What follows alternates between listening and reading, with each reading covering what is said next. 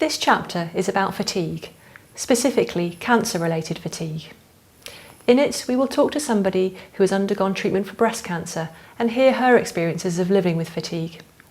We'll also share with you a useful video that will give you some ideas on how to cope with managing fatigue. Very often, after a cancer diagnosis, the focus is on getting through the treatment, getting through to the other side. You hear about side effects and you're warned about them, but you don't really appreciate or understand the effect that it will have on your life until you're truly experiencing them. 90% of people experience fatigue, and it is an entirely normal response to the treatment that you've been undergoing, but it does affect everybody differently. It can cause people to feel low in mood, and this can have a ripple effect on all parts of a person's life. Remember to use the information from the other 3 chapters in this video: physical activity, your emotional well-being, and eating well. They're all ways that will help you to manage your fatigue. It is important to remind you before we go any further to seek the advice of your clinical nurse specialist, your GP, or your medical team to see if there's anything that they can do to help you to manage your fatigue. So what are the causes of cancer-related fatigue? The cancer itself, but also the treatments: surgery, chemotherapy, radiotherapy, hormone treatments, and many others. But also things like vomiting and nausea, breathlessness, pain, anxiety, depression, low mood, worries about our financial situation. All these things can contribute to feeling very fatigued. Unless you've experienced cancer-related fatigue, it can be really difficult to make sense of, and it's not fully understood. Generally, the effects of fatigue get better the further away from your treatment that you get, but for some it can be much longer lasting. Everybody is different. For some, the effects of fatigue can be very disruptive, for others not so. But understanding that each individual is unique and has a different response is what's important to help us manage it. There's no easy test to diagnose fatigue. It's more than tiredness or a lack of energy. People tend not to feel refreshed after a good night's sleep, as would happen with excessive tiredness before your cancer treatment. People often describe an unfathomable impact on all parts of their life: their relationships, their work, their friendships, their hobbies and their routine daily activities. Getting up in the morning can feel like a real challenge. Everyday life can feel like hard work. You might not have the energy to cook, clean, chat with friends or family, or even exercise. You may feel like you want to spend the whole day in bed. You may feel like you don't have the strength to do anything, and you may lack concentration. You may have trouble thinking, speaking, making decisions. You might have difficulty with your memory. You might have a feeling of lightheadedness or dizziness, or breathlessness even after light activity. You might experience difficulty sleeping. You may lose interest in sex and intimacy. You may feel more moody, more irritable, and more emotional than usual. It's helpful to understand your baseline energy levels. So your baseline is a comfortable level of activity that you can manage without experiencing a significant increase in your fatigue, and this may change daily or weekly. But understanding and getting to know your fatigue will indeed help you to manage it better. It might be useful to think of your energy levels as a monetary value. So for example, I might wake up tomorrow morning and feel like I've got £20 to spend in my energy reserves. The next day it might be £5. The day after that it might be £25. The value itself doesn't really matter, but you will get to know what your fatigue allows you to do. The important thing is how you're going to divide that energy level into the different tasks that you've got ahead in the day. So dividing my £20 into single coins, I'm going to allocate a certain quantity to each activity that I want to do each day. So for example, household chores. I probably need to allocate £4 of my 20 there. Going out with my friends, actually that's really helpful to me and gives me a lot of pleasure. So I want to put about £5 into that. Gardening. That actually uses quite a lot of my energy reserves, and so I'm going to allocate about £3 there. Finally, family commitments. I've got relatives that I need to visit, I've got children I need to look after, so quite a lot of my energy is going to be spent there. So I'm going to allocate £5 there as well. It's important to keep yourself with some degree of reserve for those unexpected things that happen in day-to-day life, which is why we've got £3 left over, just in case. It does take a bit of trial and error to get to know your baseline fatigue levels and energy levels, but it's worth taking that time and investing in it. It's important to try and know your limits, stick to this, and really try not to push the limits of what your energy will allow you to do. So what can we do to manage fatigue? Well, as we talked about earlier, it's really important that you talk to the medical team about your symptoms. But other things like eating well and drinking well will really help you to manage your feelings of fatigue as well. The last thing that we feel like doing when we're tired or fatigued is to engage in any sort of physical activity. But actually, doing so will really help you to manage the feelings of fatigue that you're feeling. Making sure that you manage your sleep routine, making sure that the environment is conducive to good sleep will also really help. Building in time for rest and relaxation is really important, and don't feel that it's a luxury that you don't deserve. You really do.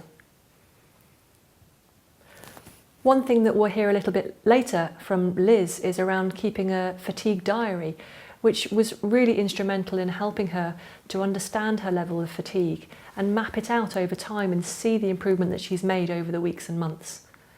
So keeping a diary, even if it's a notebook, just jotting down the feelings that you're having each day will really help you to take steps further to managing your fatigue. Fatigue can have a really frustrating impact on our lives. One of the most difficult things is to accept the impact that it's having on your life and recognise that things are different now compared to as they used to be. But understanding that, recognising that, accepting that that's okay and that it won't be the case forever, but it's certainly the way that things are at the moment, will help you to come to terms with your levels of fatigue. Talking to friends and family and educating them on your fatigue will really help them to understand what they can do to help you. If they know that talking for endless periods of time actually causes you a lot of fatigue, then let them know. Talking with friends and family is really important, but they also need to know that those visits need to be shorter in order that you don't tire quite so easily as you did before. Another useful way of remembering how to manage fatigue can be the 4 Ps. The 4 Ps standing for pacing, prioritising, planning and permission.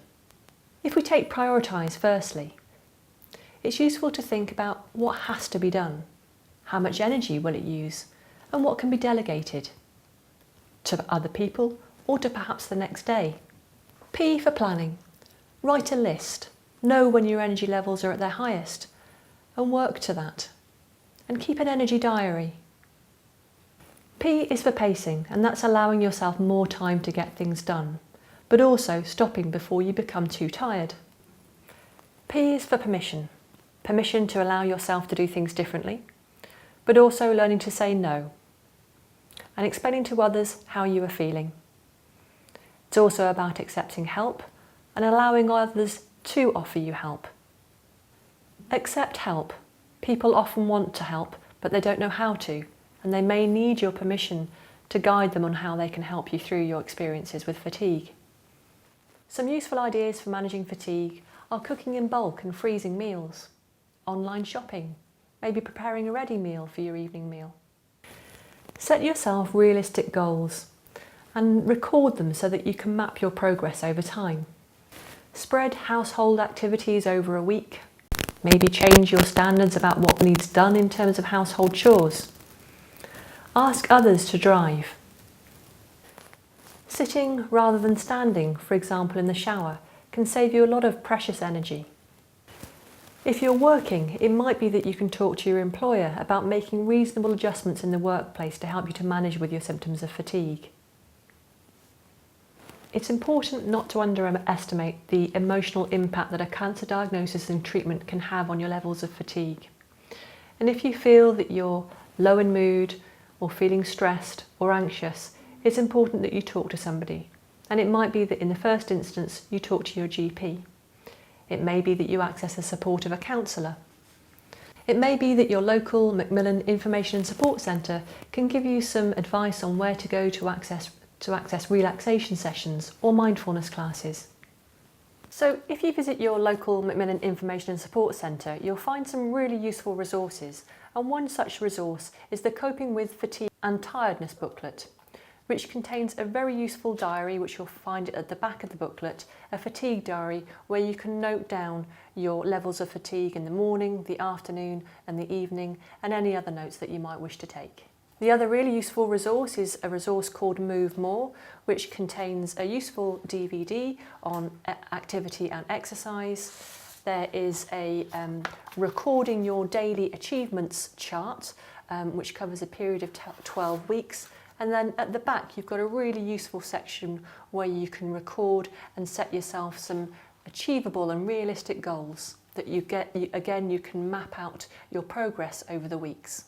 There are schemes like Walking for Health, and you can pick up more information on that from your local information and support centre. And it may be that you can be signposted to local activity schemes or exercise referral schemes. And there may also be some simple resources like a relaxation DVD that you can take home and play in the privacy of your own home.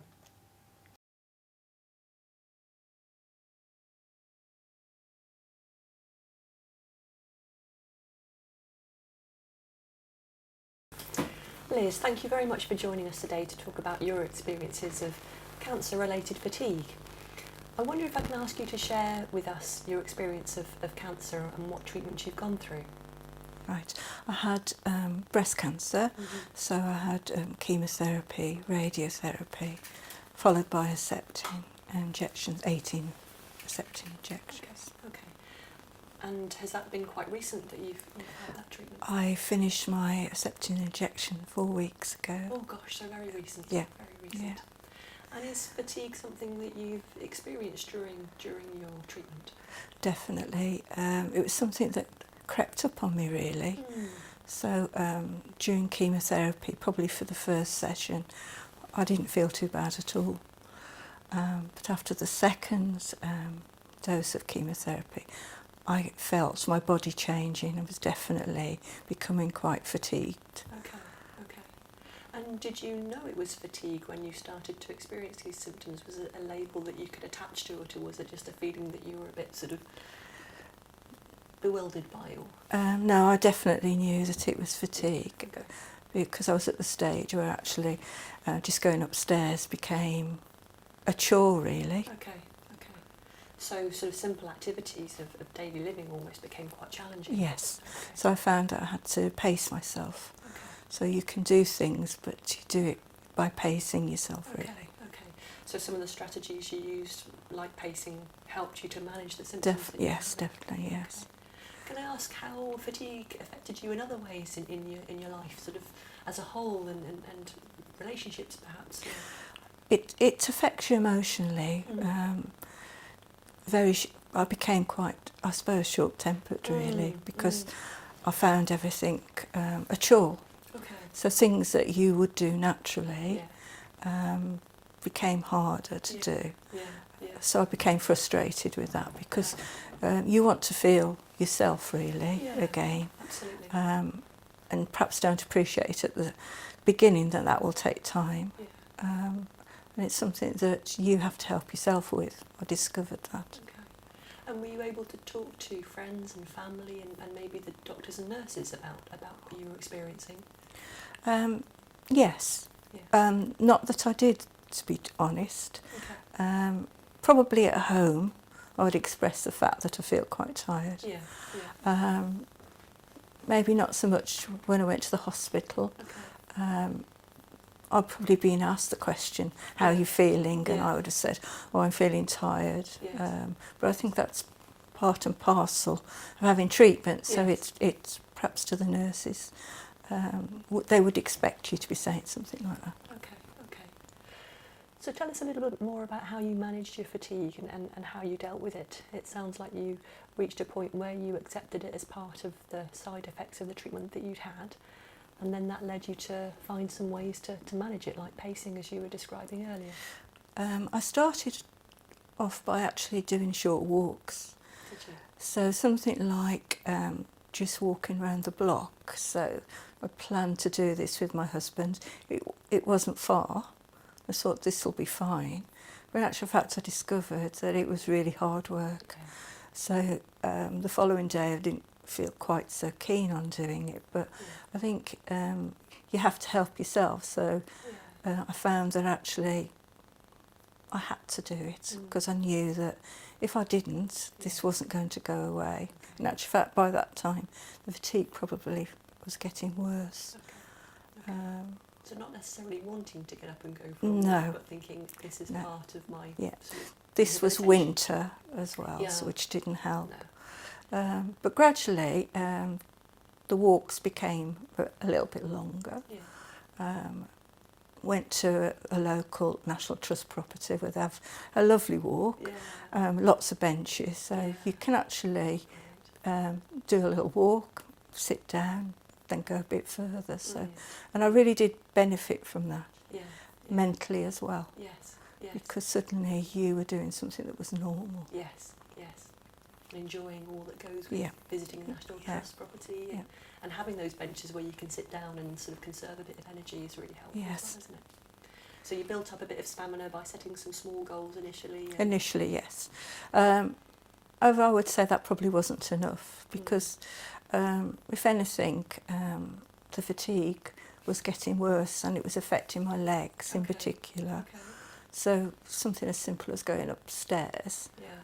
was difficult. Okay. Bending down to get something out of a cupboard, Yes. I couldn't get back up. My legs were quite weak. Okay.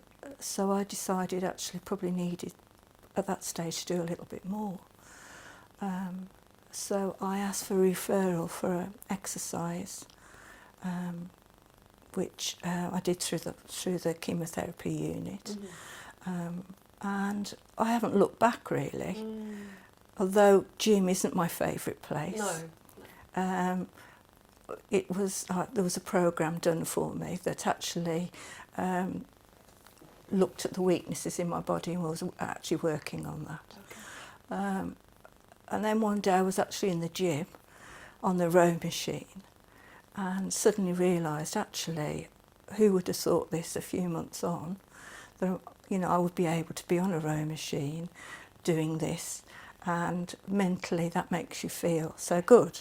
Absolutely. And I think your mental attitude can actually affect the way you manage your fatigue. It can make you tired if actually so mentally it can make you fatigued as well. So it was a real boost for me to think, well, actually I've made it here.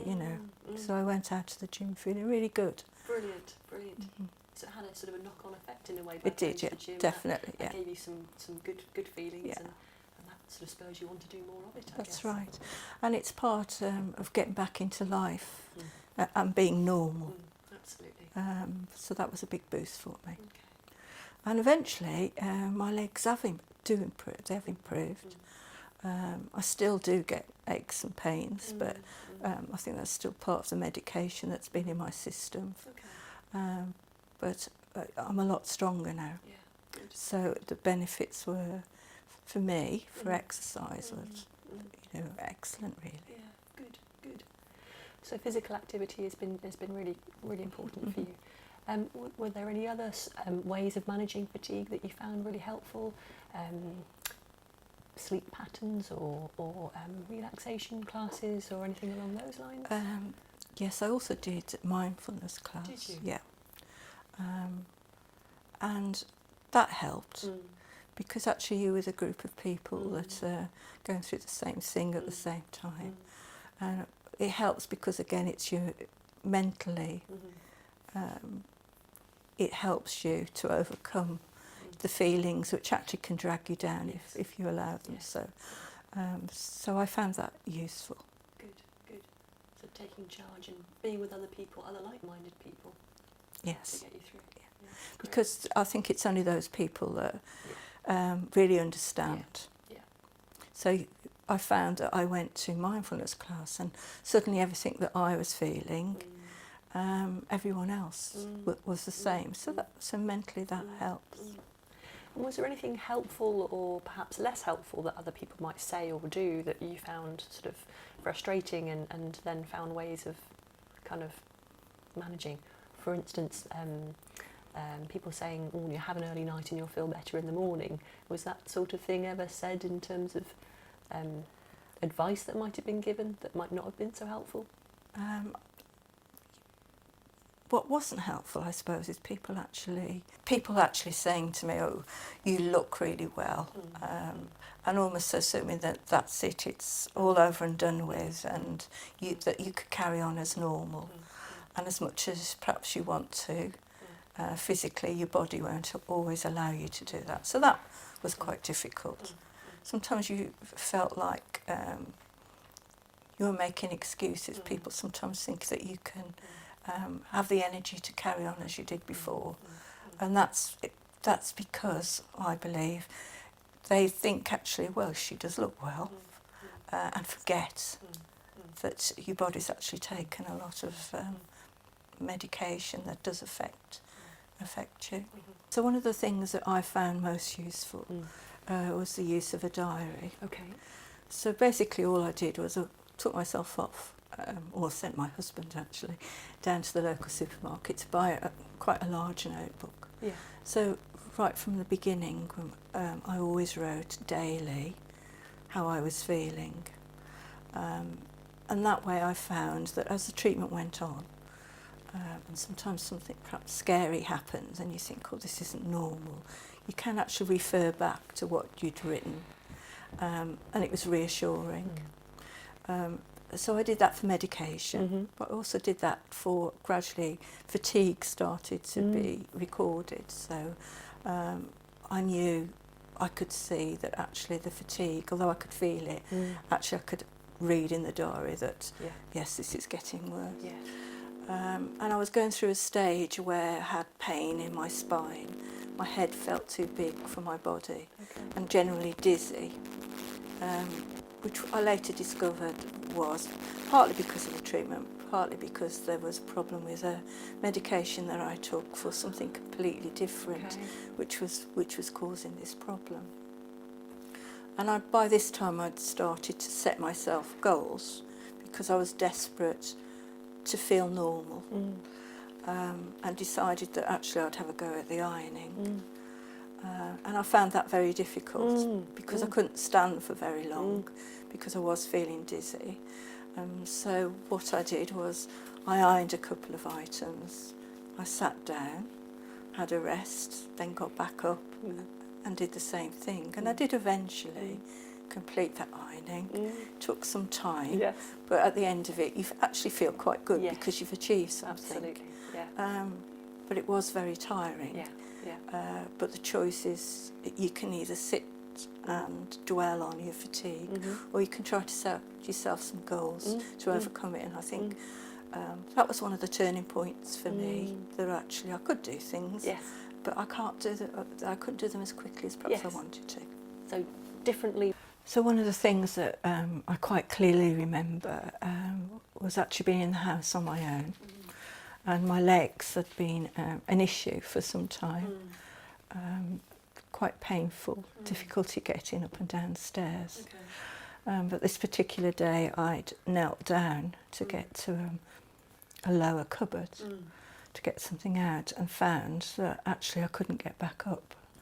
So the legs were too weak for me to pull myself up, and I think my upper body was also quite weak at that time.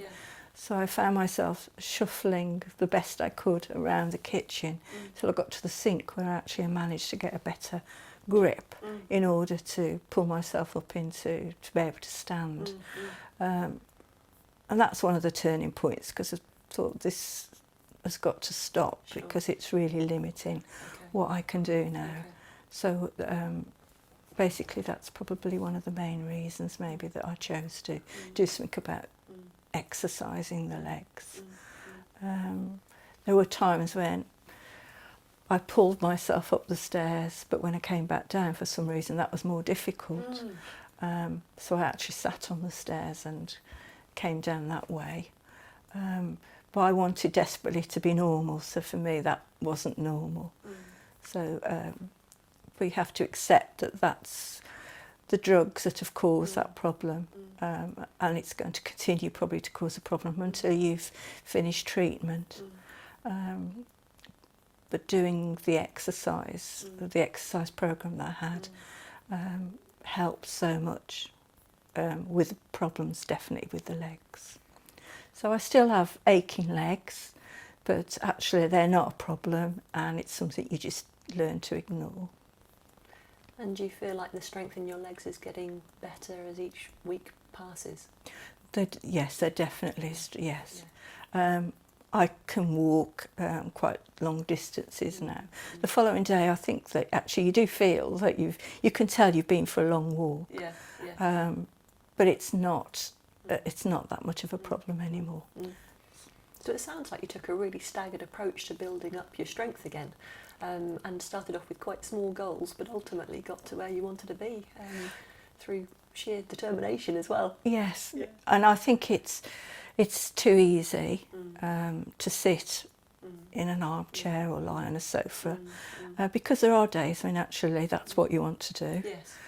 It's not necessarily always the best thing to do. And if I was honest, there were days that I did just that. Yes. But it wasn't doing me any good. Yes. And I knew that. Yes. I knew I wanted to actually get back to being as normal as possible and to feel reasonably well. And with the pain in the legs in particular, I didn't feel well. So I was desperate actually to do something about that. Good. And what about friends and family visiting? Did you find that helpful? Well, it's always nice to see people. And then again, when people visit and you're chatting away to people, it's again being part of normal life again. Absolutely, yes. So that's important. Yes.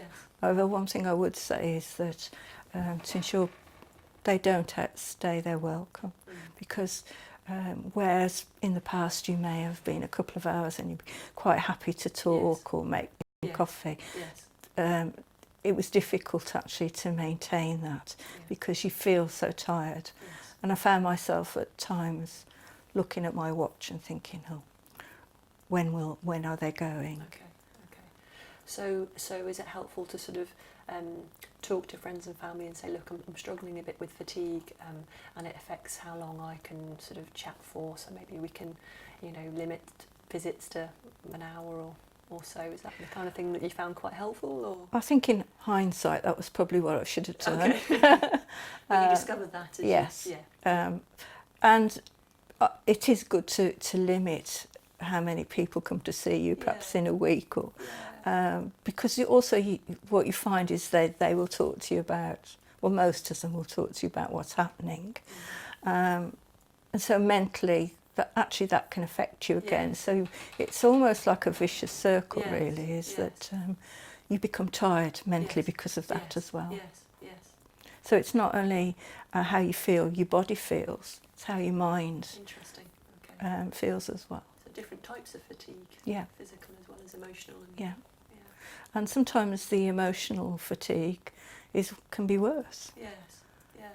Because once you get on the roller coaster of thinking about what's happening to you, you quite quickly become very tired. And what did you find? That you mentioned mindfulness earlier. Was that something that's quite useful to you to manage that side of things? Yes, something that I was not so sure about. To be honest, I don't think I believed that it could work for you. And what I found is you have to find your own way of how the best place to do mindfulness for you. So some people can actually sit in their home and do mindfulness perhaps once a day. I couldn't do that. Actually, I found it easier to do it outside.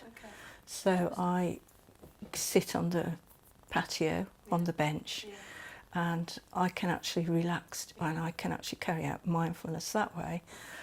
So it's about finding out what's best for you. And do you feel that sort of tops your energy reserves up a little bit when you've had some quiet time to yourself to just take a moment? Does that sort of fill you up a little bit? Yes, it does, definitely. And as I say, at the beginning I didn't believe this could happen.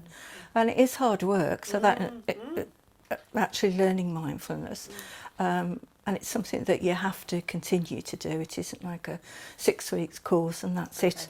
I know mindfulness now, and it isn't like that. So actually I go once a month for a top up, if you like.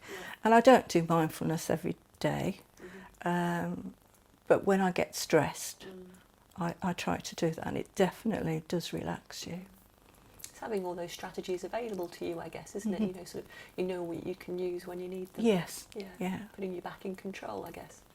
Yeah. Well, probably a good example of this was I had a hair appointment, and there was some roadworks in town, which I hadn't realised, and actually I was going to be late. So you automatically get yourself all worked up because you've got to then do a detour, then you've got to find somewhere to park. And at that time, going to the hairdressers was a big thing for me, because when you've lost your hair and it comes back, actually, even going to the hairdressers is something that's normal. Sure. And again, mentally, Yeah. that's good. Yes. And so I got myself quite worked up about it. Then sat in a queue of traffic, Yeah. I actually used the mindfulness, which did actually calm me down. I couldn't believe that I would be able to do that, but I did. I'm a person that actually likes to just get on with it. That's how I am. So I actually found not being able to do things that I normally would do very, very difficult. And it knocked my confidence. And there's still a little bit of that in me now, is that your world has changed actually. So what you believed in before suddenly is very different. And I get frustrated that even something quite simple can still take it out of you. You can still feel tired, and I feel quite short-tempered sometimes about trying to get things done. Where perhaps in the past I'd have just kept going for hours if I really decided I wanted to do something, and I can't do that anymore. Where I would literally, I am a person, if I think, right, I'm going to do that today, and I would keep going until it was done. But I can't do that anymore. Physically, I'm not able to do that still. You recognise that and you're noticing that, so frustrating as it is, you're finding ways through it by the sounds of it. Yeah, so what you have to do is perhaps something that you think will, you know, take a few hours today. Yes. Realistically, that's not going to happen anymore. Yes. Maybe that you have to do a little and come back to it. So it's a bit like the ironing, I suppose. You do a little, you sit down, and you get through it that way. But it's very frustrating because you desperately want to be how you were before. Absolutely. I suppose that's the temptation, isn't it, to always compare with how things were before, but actually... But you have to accept that actually, you know, physically you're not the same, and mentally you're not the same. So both can drag you down if you're not careful. So it is actually about being realistic. And I suppose that's where goal setting comes in, isn't it? That, right, I'll do this today, but and leave that for another time. Yes. And how easy did you find it to ask other people to help sometimes, maybe with the shopping or the cooking or the washing up, or was that something that you could relinquish and ask others to help out with? Or I would now. I would. Okay. At the beginning I didn't, so probably an example for that would be is that my family, my immediate family, came for lunch, and I'm just the kind of person in the kitchen, I'll just do it all myself. Never needed any help. But my daughter-in-law said she would come round early anyway to help, which she did, and possibly that's a really good job that she did, because actually by the time she arrived I'd got myself so worked up because actually I couldn't do it anymore. So I was actually broke down, and I found that frustrating because it's if you're somebody that can just get on with things and all of a sudden you can't, it's hard to accept. That sounds like quite a big moment actually, but an important one. Yes. It's, I suppose, about accepting what you can't change at the moment, so that's difficult. Yes, and again, that's the key thing. This is the way things are at the moment, but it will be different in a few weeks, and things are constantly changed. Is that how it feels? Yeah, that's very true, because I think I've come a long way. You know, I've just finished the Herceptin injections, so now all I have to take is a tablet once a day. And my energy levels are definitely improved. Mentally I'm stronger. But perhaps if you'd have said to me 12, 18 months ago, probably wouldn't have believed that. No. But you do get there, Yeah. but you get there in a different way. Absolutely. Tell me a little bit more about talking with friends and family and how that felt for you. There were times where I found it very difficult because I truly did feel tired, and I got, in particular my husband, got quite irritated that he would want to make conversation perhaps about how I feel or what's happening today, and I felt so tired I couldn't be bothered to answer. And it was an irritant, really. So I think it's important that your family understand that that's going to happen. Didn't happen a lot, to be fair, but you need to be aware that that is quite normal. And how I dealt with it is that I just didn't answer, to be honest. And my husband soon learnt that, oh, I'll leave it for now. And I'm sure it could come across as quite rude if you were doing it to somebody outside your family. But I think people should be aware that it's not just physically you can see perhaps somebody's, struggling. It's actually the mental part of it as well, where you really don't want to be bothered to talk about this today. And even speaking and thinking is hard work. Yes. And that links back to what you were saying earlier about maybe limiting times that you have with friends and family so it doesn't roll on for hours and hours, and you actually maybe confine it to an hour or two to make it more manageable for you, so that you're not draining yourself of all your That's energy. right, because it's kind of a front that you put on, I suppose. So people come to visit and you don't want to sit there, talking about your illness or looking miserable. So you put this front on. The problem with that is actually it's very tiring. It's exhausting. So you can do it for a while, but then it becomes difficult. So I think it is a good idea to limit how long people stay. And in fairness, a lot of people realise that. Yes. That it is just a short visit. But there's always the odd person that actually would just sit there and talk to you all day because they want to help, not realising actually this is really tiring for me. Yes, that's perhaps actually not the way to help. But you don't like to say anything because they are being so kind to you. Yes, So it's again, it's this vicious circle. So we as a society perhaps need to understand more about cancer-related fatigue and the effects that it has on people, and if everyone's more educated about it, then perhaps we can support strategies to manage it as well. Yeah, that's very true, because I suppose people, and maybe, well, even myself probably before this happened to me, you tend to think of, that person's going through chemotherapy and they're going through treatment and they're not going to be feeling very well. But I'm not sure how much consideration is given to the fact that what's going into the body is actually going to have effect, and it is going to be that people suffer with fatigue, and how people can help with that. And I would imagine it's different for everybody. Everyone's experience is really unique, isn't it?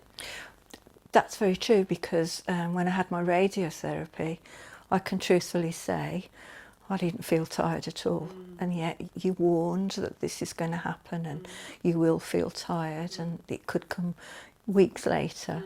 That didn't happen to me, whereas people can suffer quite badly. So, it isn't one size fits all. Absolutely. Definitely. And again, it's about thinking about, well, how fit was that person before they started their treatment? Yes. So people are different. Yes, absolutely. And people deal with things differently as well.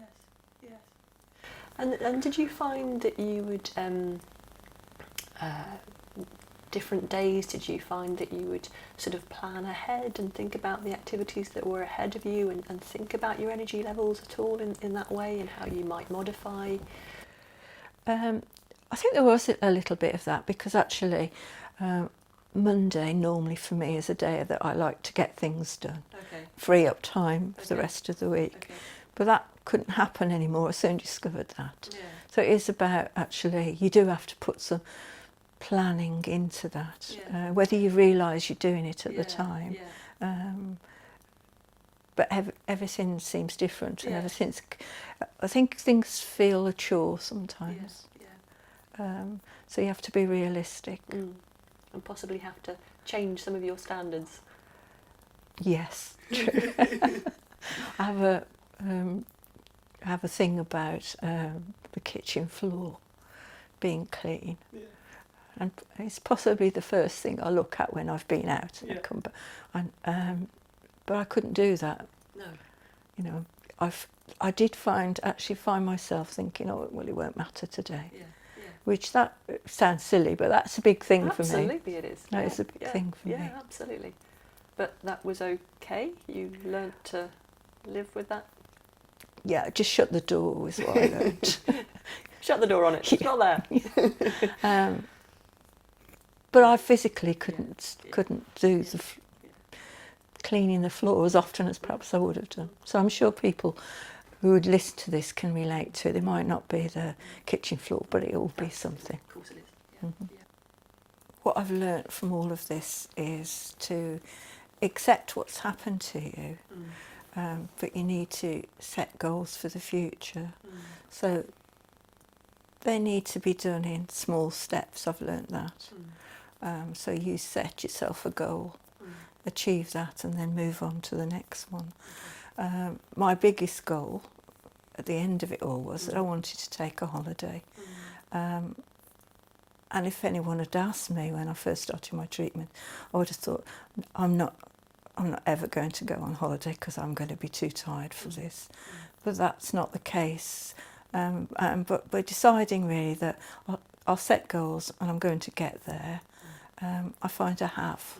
I suppose I would say, please do get yourself a diary because it works, and it will help. And it will help with the goals that you want to set yourself as well. It takes away a lot of the fear because you can actually look back and think, oh, that's normal. That's what I felt last month. If you don't be put off by the thought of doing exercise because you do feel tired, and I felt quite often that exercise was not going to be good for me because how could it be good for me because I'm feeling so bad today, but it truly does help.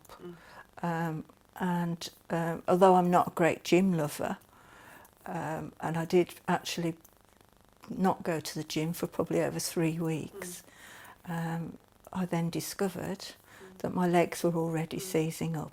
So it does work and it is important.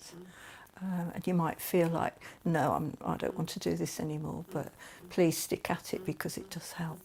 And it may be that people don't necessarily need to join a gym if that's not the environment for them. Perhaps they can go for a walk around the park or around the block, or there's other ways. That's of being very active. true, yeah, because walking is as good for you. Absolutely. I'm in favour of the gym, I suppose, because actually I've got a programme that's actually looking at the different parts of the body that I need now to build strength up. But you're right, getting out for a walk with some fresh air probably can do you just as good. Yeah. Great. Thank you.